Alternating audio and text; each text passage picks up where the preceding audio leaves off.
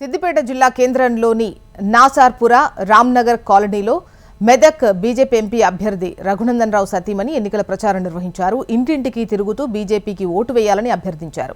ప్రధాని మోడీ ఆధ్వర్యంలో దేశం అభివృద్ధి చెందిందని కొనియాడారు రఘునందన్ రావు సతీమణి మంజుల.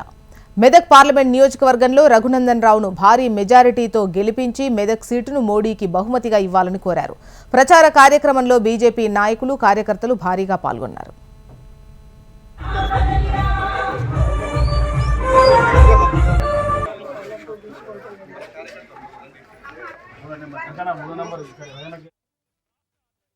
జై భారతీయ జనతా పార్టీ కోసం పనిచేసేటువంటి పార్టీ భారతీయ జనతా పార్టీ.